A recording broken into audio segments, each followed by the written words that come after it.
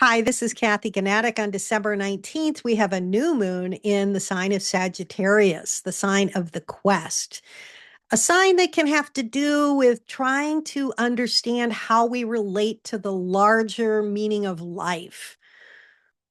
So I'm not going to lie, this new moon has a little bit of tense energy. We have Neptune and Saturn in a square from Pisces, potentially bringing some confusion, and Uranus is kind of in the background, potentially shaking things up. At the same time, Venus, the goddess of love, is there bringing some sweetness. So, in the upcoming video, I'm going to talk about all of that in greater depth, as well as show you the tarot cards that are associated with Sagittarius, and in particular, the Ten of Wands, which has to do with this part of Sagittarius where the new moon falls. Then I'll also explore, if you stick around, how this new moon might impact you personally, depending on where your rising sign is. If you don't know where your rising sign is, no problem. Check out my video below where I show you how to pull up your birth chart on astroseek.com. So there's a lot to explore. Hope you enjoy the video. If you do, it'd be great if you could like and subscribe. So let's talk about what is a new moon, just to start off with, to ground us in the energy. A new moon happens when the sun and the moon come together in the sky. It's the seeding of a new cycle of what might unfold over the next month, as well as it can relate to these larger lunar periods, these 27-month periods. I did a video on that. I'll drop a link below, or maybe I'll drop a link to an article that's really useful on that topic. So, if you are like me, I'm a Scorpio rising, I like to take deep dives. So the new moon is this opportunity to set an intention. I'll talk about that in a few minutes, how you might set an intention with the new moon, where where we get a sense for what might be unfolding over the coming month. And we can, at the new moon, set an intention for how we would like to relate to that, how we would like to align with the energy. And at the full moon, then we can see what's unfolded. We never quite know at the new moon exactly what's going to happen. A little bit like when you're pregnant with a baby, you can have all sorts of hopes and dreams, but then it's actually when the baby's born and you get to know its personality that you get the sense of it. A little bit like that with the new moon. And we'll talk about the aspects that you see here in the chart in a little bit. But first, let's look at the sign of Sagittarius just to ground us in the energy of this new moon.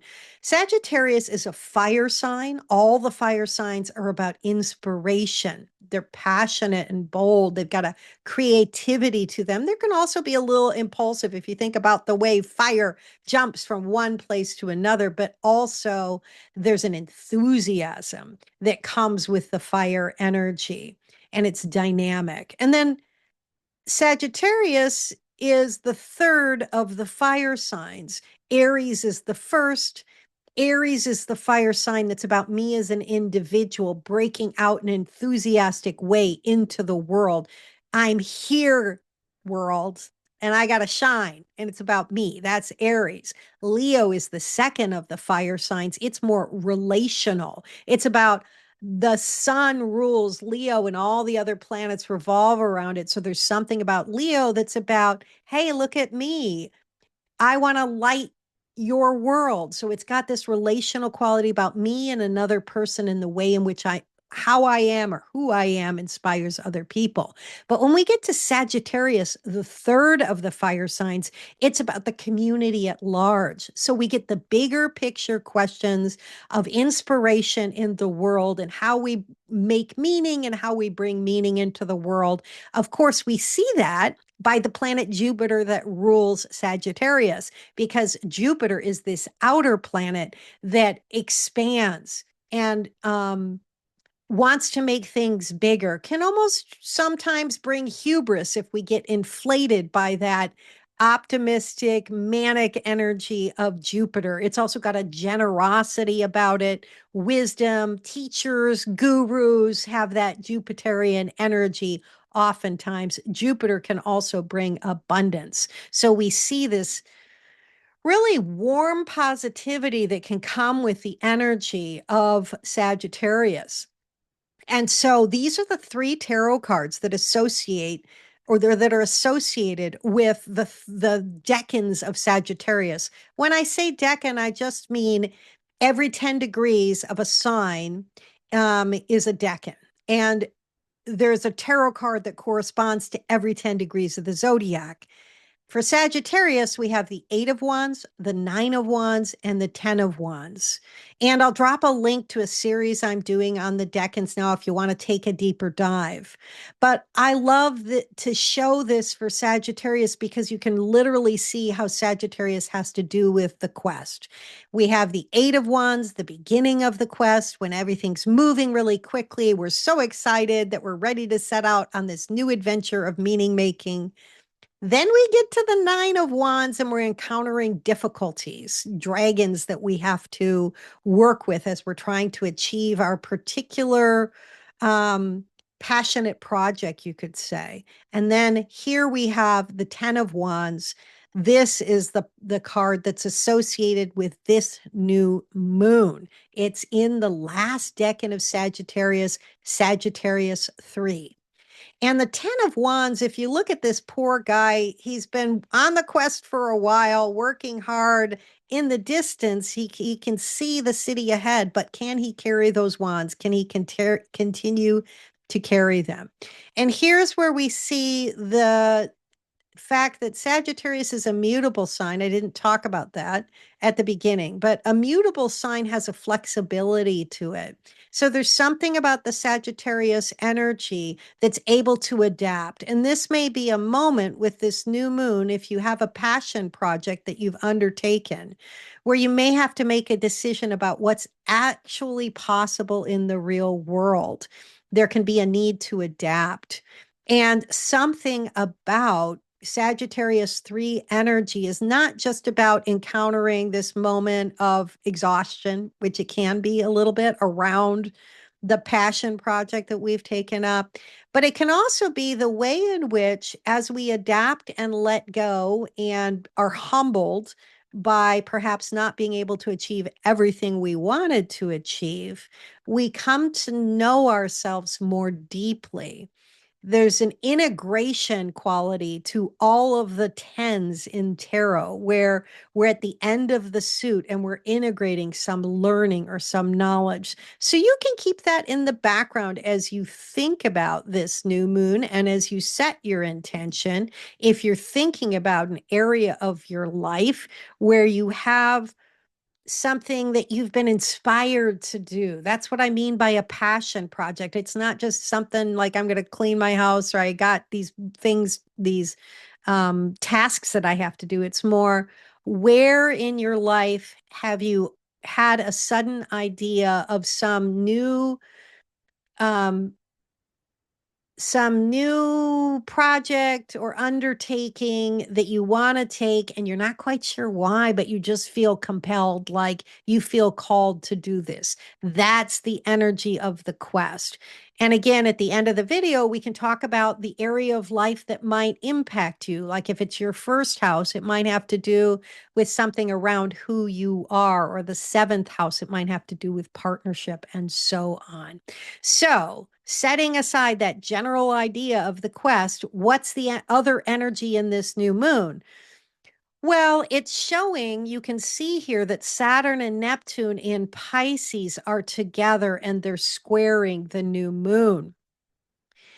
And Neptune is a planet that has to do with illusion and fantasy. It can have to do with deep spirituality as well. So when it's in a square, which is a tense aspect to another planet, it can kind of make things fuzzy for us. So there may be a way in which, as the new moon unfolds and you're contemplating this passionate project in your life or some new idea, that you might become a little confused. And then Saturn adds a little bit of a heavy energy. Saturn is the planet of restrictions and boundaries and limitations. When Saturn and Neptune are in the sky together, can bring a little bit of sadness and despair because There can be just this energy of needing to let go and not being quite sure where you're headed. So expect that in the energy coming up in the month. And then we see in the background that Uranus, the planet, the great awakener, the planet, but also what I like to call the planet of shit hitting out of the blue.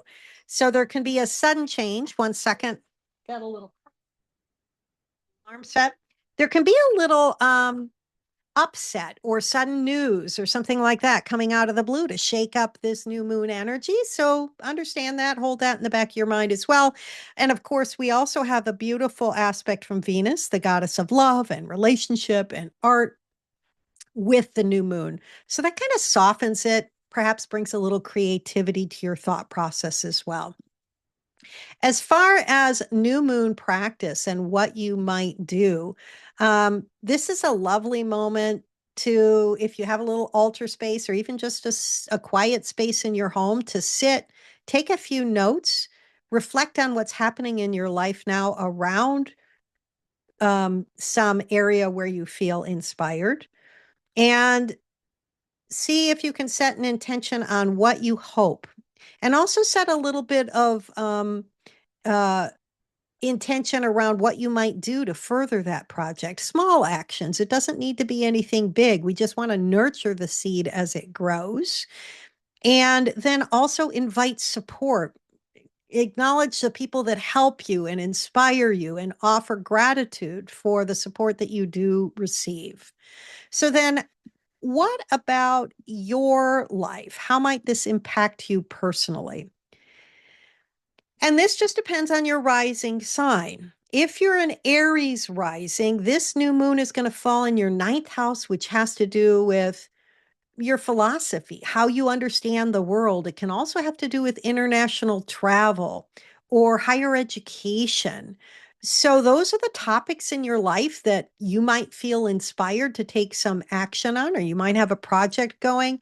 And then the difficult energy for you may be coming from the 12th house, where Neptune and Saturn are squaring that energy. 12th house can have to do with, it's the house of our own self undoing.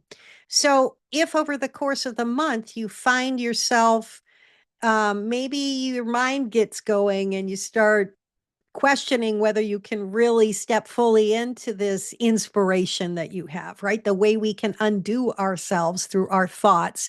You might take a moment to meditate and set aside or get some distance from self defeating energy, right? That might be what works for you. If you're a Taurus rising, this new moon's going to fall in your eighth house, which is a house of karma, death, letting go, other people's money, inheritance. I know it's a broad house, but you just reflect on if you have um any inspirational stuff coming around, or activities happening in that topic area of your house. And then the difficult energy for you is going to be coming from the 11th house of groups and organizations. So you can wonder about how that might impact you. If you're a Gemini rising, the new moon is going to be in your seventh house of partnership. And so, what's going on that might be new or a new inspiration and how you relate to the other? The difficult energy might be around, is coming from the 10th house of career. Do you have a conflict or any way in which you need to adapt your personal relationships that stems from the area of what you do out in the world? If you're a Cancer rising, this new moon is going to be in your sixth house, which has to do with health. It's the house of the everyday worker, the ways in which we feel powerless. And the difficult energy is going to be coming from the ninth house around our philosophy, how we view the world. It also, again, has to do with higher education. So you could wonder about how this new energy around your passion, around how you serve others or how you work, might be being impacted by those topic areas. If you're a Leo rising, this is happening in your fifth house of children and creativity. The difficult energy is in the eighth house, which has to do with karma, letting go, death, finances. So Do you have some new inspiration happening for you around a creative project? And are you having difficulties getting support from other people financially, for example? Or is there a way in which you need to let go of something, that eighth house karma and death? It's not literal death, it's more ego death. Is there a way in which you're trying to control the situation? If you're a Virgo rising, the new moon is going to be in your fourth house, which is the house of home and family and ancestry. The difficult energy is coming from the seventh house of one on one relationship, partnership, spouse. So you can think about, is there a new inspiration you have around home and family? Maybe you want to move homes, or something like that. And are you having to grapple with energy with your partner around those questions?